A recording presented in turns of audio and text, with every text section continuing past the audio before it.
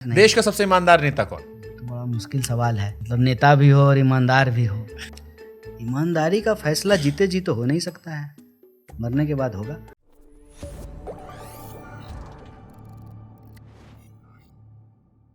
देश का सबसे ईमानदार नेता कौन? सबसे ईमानदार, तो बड़ा मुश्किल सवाल है। मतलब नेता भी हो और ईमानदार भी हो, बहुत मुश्किल सवाल है। अपने पार्टी के नाम नहीं लिए।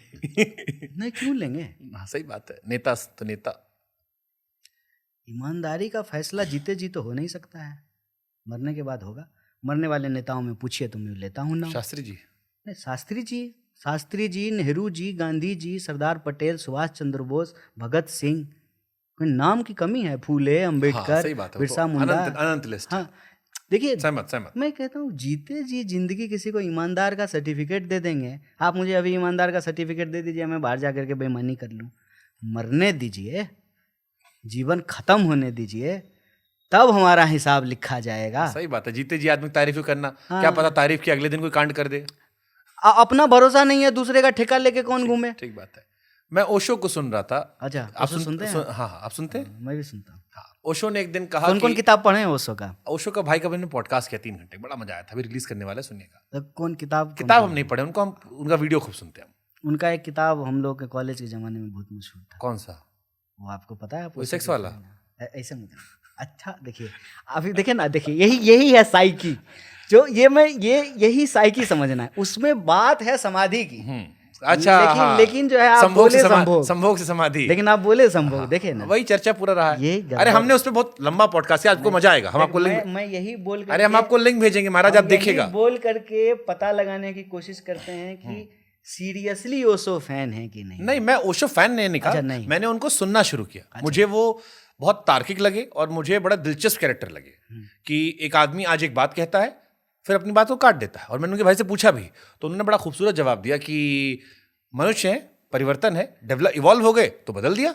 तो मुझे ओशो को लेकर बहुत सारे सवाल मेरे मन में थे। मुझे बड़ा कैरेक्टर वाइज फैसिनेटिंग लगे कि एक आदमी मध्य प्रदेश से निकलकर कहाँ कहाँ पहुंचा, क्या क्या कर दिया और कैसे आज इतना प्रासंगिक है। वो मुझे बड़ा फैसिनेट। अब मैं उनको धीरे धीरे पढ़ना शुरू कर रहा हूँ। नहीं, पढ़िए, अच्छी बात है। उस पॉडकास्ट में 3 घंटे मैंने खूब सीखा उनसे, तो मैं धीरे धीरे उनका अब फैन बनने की तरफ बढ़ रहा हूँ मैं। लेकिन उनके भाई ओशो साहब ने एक लाइन कही थी कि गांधी जी की जो ईमानदारी थी और सादगी थी वो बड़ी महंगी थी।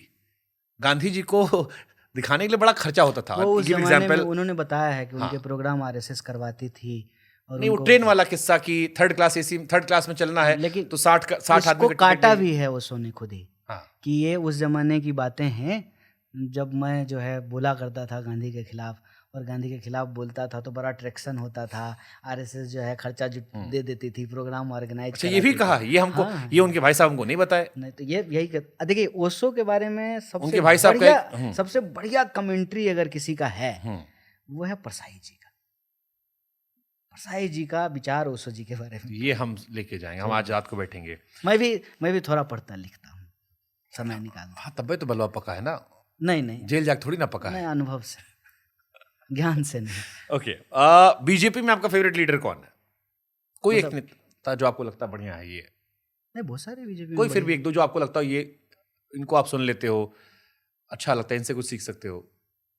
मतलब हम लोग जब स्कूल में थे तो हम लोग अटल जी को ही सुनते थे। अटल जी में क्या अच्छा लगता था? अटल जी में बहुत सारी अच्छी बातें थी। जैसे ये कोई नहीं कहता है किसी के मर जाने के बाद कि हमारा घुटना खराब हो गया था, हम बीमार हो गए थे, तो हमारा इलाज कराने के लिए हमको राजीव गांधी बाहर भेजे। राजनीति में इतनी सुचिता बची ही नहीं है। कोई किसी के लिए कुछ कर भी दीजिएगा तो स्वीकार नहीं करेगा। लेकिन ये स्वीकार करना, या जो है हम विपक्ष में थे फिर भी हमको भारत का प्रतिनिधि बना करके बाहर भेजे। अभी देखें खूब हंगामा हुआ ना, शशि थरूर को मोदी जी भेज दिए। अरे तो पहले भी भेजे थे। ये तो भारत का परंपरा रही है। कर रहे थे ना शशि थरूर पे। नहीं, हम लोग नहीं कर रहे। पूरी आप एक पार्टी एकदम शशि थरूर को आरएसएस वाला बना दी है। बस खाली यहाँ तक ला रहे हैं, थरूर के आगे थरूर पे मजबूर हो गए बेचारे, बोल ही नहीं पाते कि बोल दे पता लगे रुक गए तो गड़बड़ा जाएगा। थरूर साहब जो है मुझे भगत सिंह बोले थे। कोई भी किसी को जब सम्मान देता है ना तो थरूर साहब बढ़िया आदमी है। अच्छा, हाँ, बढ़िया। किस में बात, हिंदी में बात करते हो अंग्रेजी में? आपकी तो अंग्रेजी अच्छी भी है। नहीं, मेरी तो हिंदी में ही बात आती है। हिंदी उनको बहुत अच्छे से आती है। अच्छी हिंदी बोलते हैं, अच्छी हिंदी वो हिंदी बोलते हैं। आप मैं मिला नहीं, मैं कभी मेरा जुड़वाना, मैं एक पॉडकास्ट करूँगा उनका, मजा आएगा मुझे। हिंदी लेकिन बोलते हैं, मुझे तो पता नहीं, मुझे तो हिंदी ही क्योंकि वो अपनी बारी अंग्रेजी बोलेंगे तो मुझे समझ में ही नहीं आया। हिंदी बोलते हैं। राहुल गांधी इंटरव्यू क्यों नहीं करते?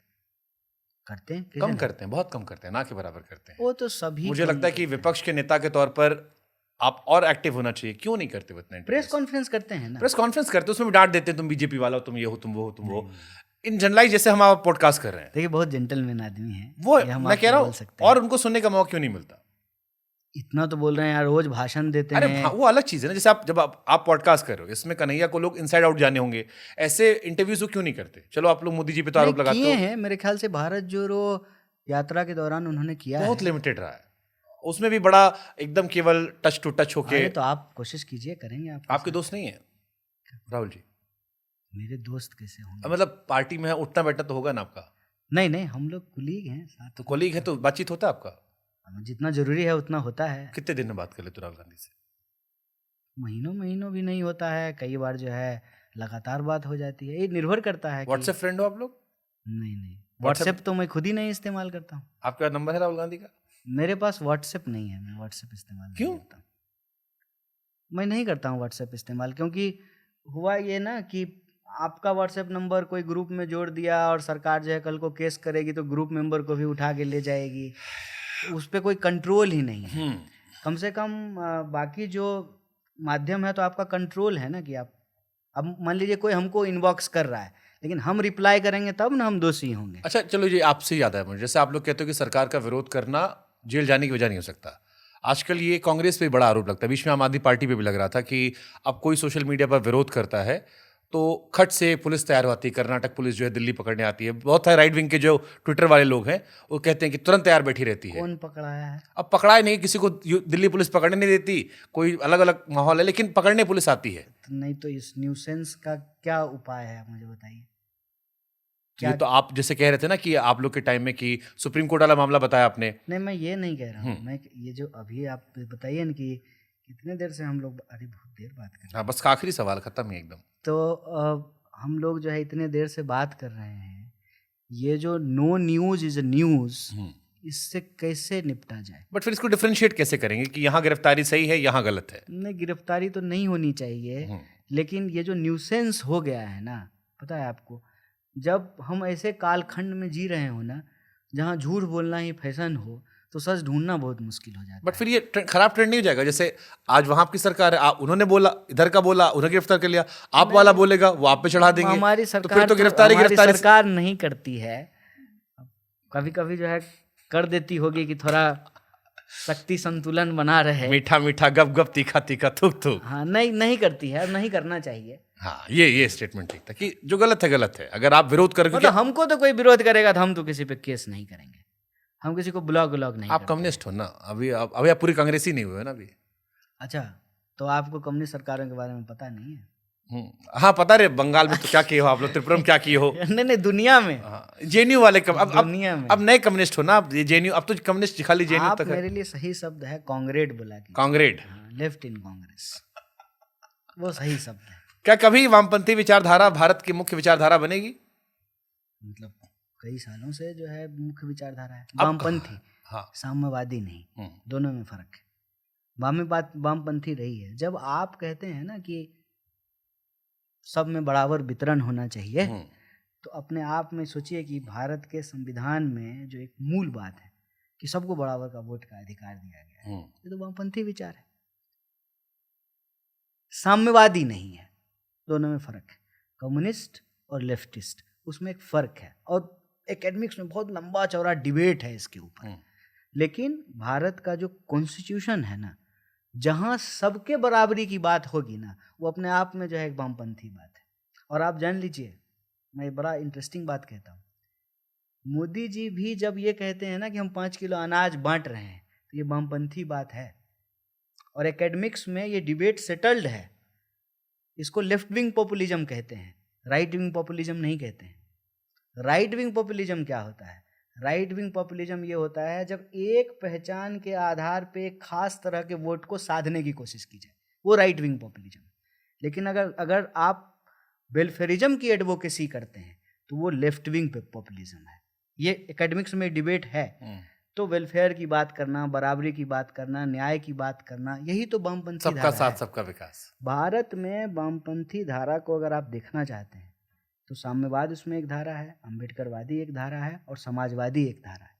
और ले दे करके आप देखेंगे जो नीति निर्धारण है उसमें बहुत सारा मेजर रोल जो है इसका है। नहीं तो जो है इक्वल वोटिंग राइट नहीं होता, नहीं तो अमीर और गरीब के अधिकार बराबर नहीं होते। क्यों? क्योंकि अगर आप दक्षिण पंथ को समझेंगे तो वह तो ऊंच नीच को सही साबित करते हैं। क्यों? क्योंकि वो कहते हैं कि पूर्व जन्मों का फल है। वो ये नहीं कहेंगे कि ये महज संयोग है कि आप मिश्रा जी हैं, वो कहेंगे कि आपका पूर्व जन्म का फल है, आप कुछ अच्छा काम किए थे इसलिए आप ब्राह्मण हुए। ये फर्क है।